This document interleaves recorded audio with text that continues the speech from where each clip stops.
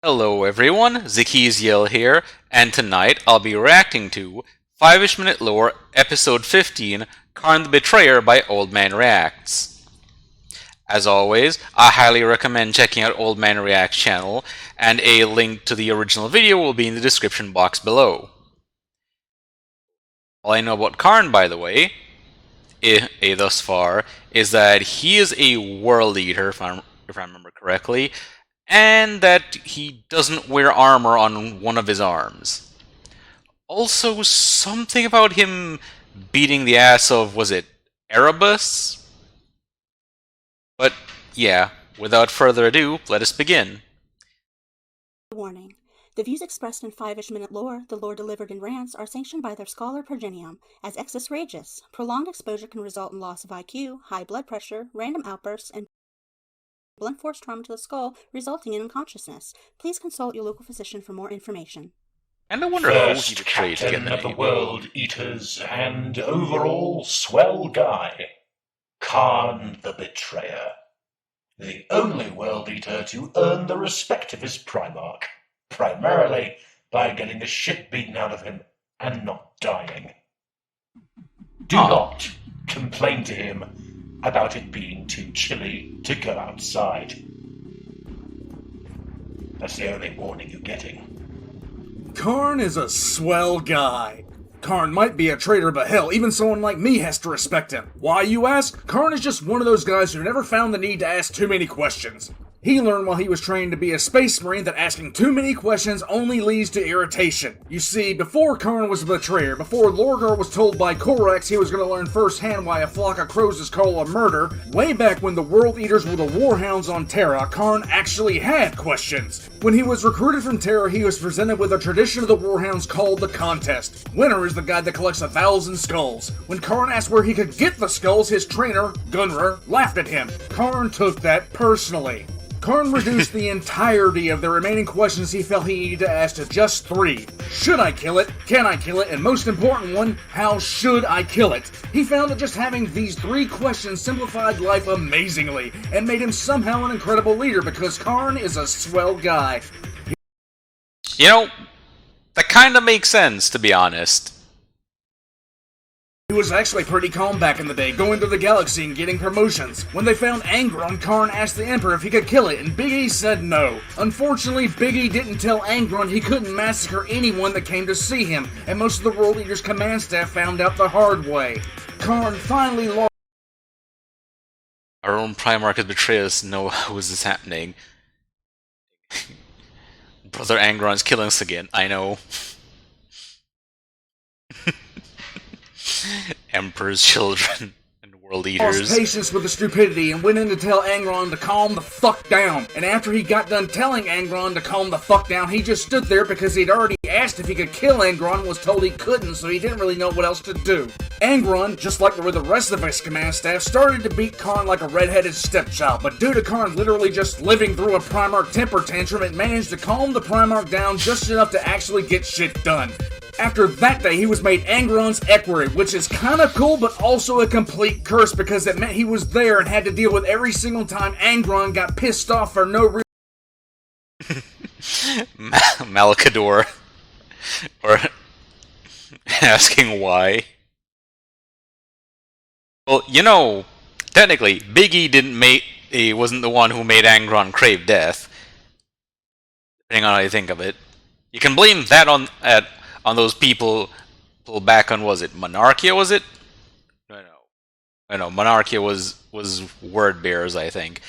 Wherever Angron came from, the people who put the butcher's nails in his brain.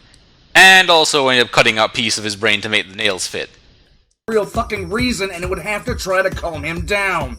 Kharn met and became bro-tier with Sigismund of the Imperial Fist because Kharn is a swell guy, and basically if you already know what's up with Sigismund, you know Kharn was the guy who taught him to wrap his weapons with chains so he'd never lose his grasp. Then several years later he met his boo bear Lotara Saren. He asked himself, should I kill it? Upon meeting her, decided on no and promptly fell in love with the most bloodthirsty creature in the galaxy. Seriously, Lotara Saren is the only creature in existence that makes Khorne stop and say, damn! Due to Latara being completely awesome, it slowly took the edge off of Kharn. But just like a Jenga tower, Kharn's patience was beginning to crumble and fall. He was literally having to babysit Angron to make sure the Primarch didn't lose his shit and murder valuable crew members for breathing hard. He had it seemingly well in hand, even though there was some scraps with the Space Wolves, but then again, who didn't get in the fight with the Space Wolves back then? Then one day, out of the blue sky, Angron comes in, looks around and yells, "Get in the fucking Conqueror, we're betraying the Emperor!" Kharn did everything he could not to blow a mental gasket because now he had to deal with this particular brand of bullshit. He did wind up losing his mind for a bit and went down to Istvandri with Angron, where he wound up somehow getting impaled on the prow of a Land Raider, with the somehow being named Garvia Loken, and wound up meaning Loken put him on it. After riding around Istvandri with a spike through his chest, he kinda calmed down because Kharn is a swell guy, and then his Primarch nearly died due to Ultramarines. Kharn was about to celebrate, but then Angron just dug himself up from the rubble the Gelman's boys had buried him in, threw his axes away, and then Kharn grabbed the discarded weapon called Gorechild, told some toaster lovers to fix it because it was a wreck, and then literally forced everyone to dig up an entire war zone to find the teeth to the axe because they were shiny and special. Once he got all the teeth for the axe, Kharn felt complete, and he was a swell guy. Kharn's relief lasted all of 15 fucking minutes. Argel Tall, one of Kharn's best bros, got shanked by Erebus. When Kharn found out about it, he did what he normally did and started asking these questions to himself.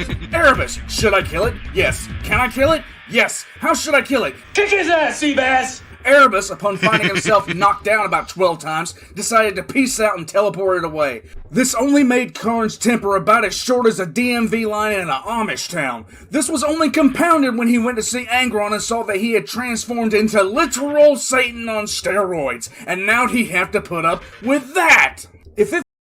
Oh yeah, didn't Lorgar also turn Angron into a demon Primarch of Kharn via a ritual? Because while fighting... weren't they fighting Guilliman? And yeah, I think they were fighting Guilliman or some other loyalist Primarch. And during that, and not only was Angron losing, but it had also reached the point where the Butcher's Nails were actually killing him, and he was going to die soon. Which, yeah, Lorgar took away from him the one thing he wanted, which was death. It feels like I'm skipping a lot is because I am. Kharn is a swell guy, and Kharn put up with a lot, and I mean a lot. Imagine if you're the only guy people also a very swole guy. Respect a legion of insane idiots driven half-mad by machinery implanted into their skulls that tells them to kill people constantly. Then imagine always having to keep all these idiots from doing something completely stupid, all the while trying to keep your 12-foot-tall, 1,000-pound rage machine of a father from doing something completely asinine. By the time Kharn got to Terra, he was well and truly done with everything going on in the World Eaters. If you want to know what the internal dialogue of Kharn after putting up with all this garbage sounded like, it sounded something like this.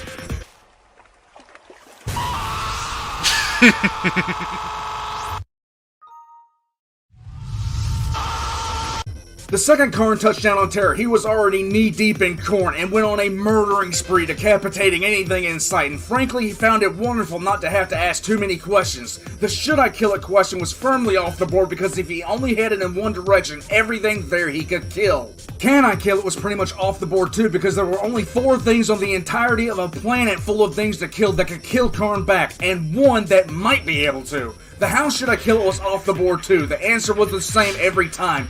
They don't say skulls for the skull throne for nothing. Even Sigismund couldn't match with the swell guy Kharn, and the 2 former bros had a bro down. Dorn had to step in to stop Kharn from adding another skull to his growing pile. Speaking of the growing pile, during the Siege of Terra, Kharn killed 1 million people by decapitation. Then it was off to Kharn versus Sigismund.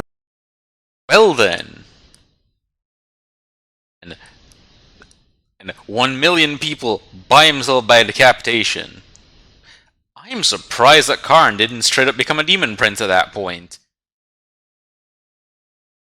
In round 2, and he thought he'd make it 1,000,001. By this time, though, Sigismund was so fed up with everything that he matched Kharn's coronate-powered rage with enough bitter fury to make Perturabo want to give Sigismund a paternity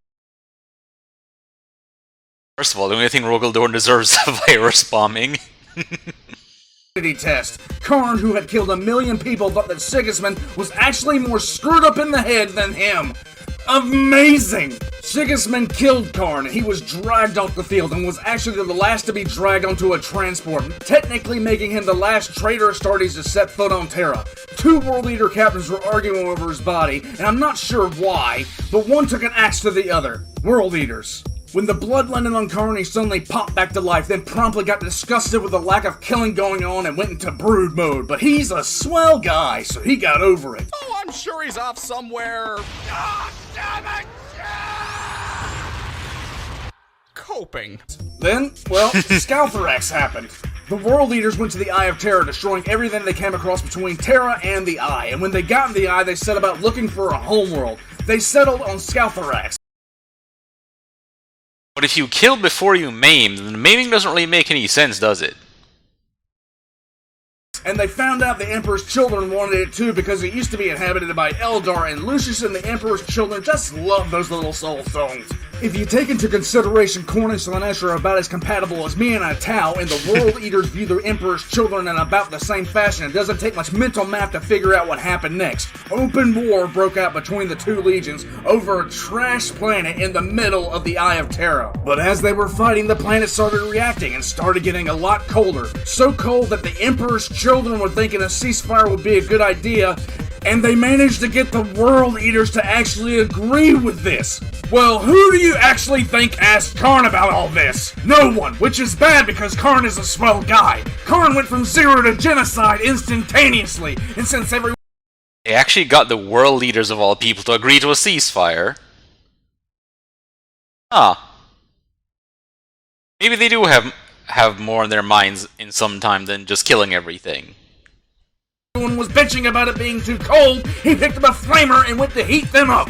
Kharn started butchering anyone and everyone he came across, and never had he been more happy. He no longer had to ask any questions. Should I? Can I? How? Who cares? Main, kill, burn! Main, kill, burn! Main, kill, burn! Swell guy Kharn went on a rampage that was so total it shattered any cohesion left in the Emperor's children and the World Eaters.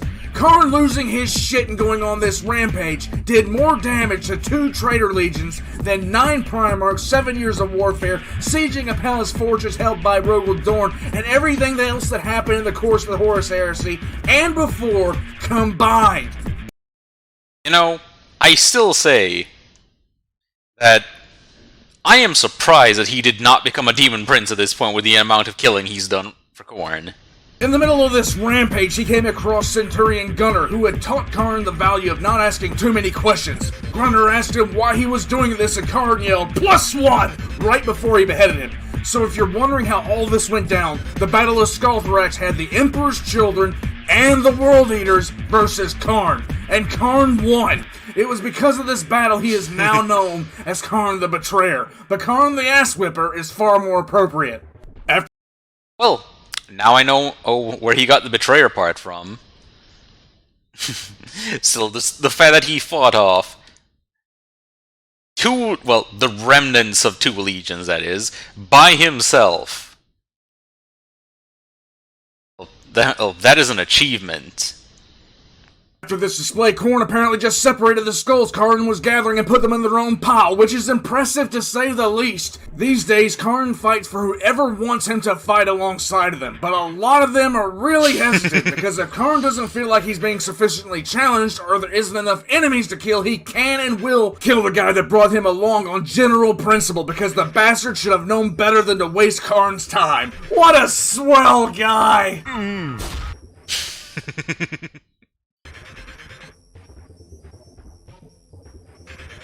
You know, the way Kharn is described, it reminds me of how in Warhammer Fantasy, when was it Abhorax of the Blood Dragons showed up to a battlefield, and the way that the Empire's army could tell that Abhorax is on the battlefield was because there was a literal tornado of blood and body parts moving towards them. due to all of the killing that was taking place since Abhorax took to the field. And I'm imagining that that's the case whenever Kharn the Betrayer gets into a fight. He is just a whirlwind of death. But yeah, I hope you guys enjoyed watching this with me, and hope you all have a wonderful day. Now, this is Akiziel signing off. Until next time.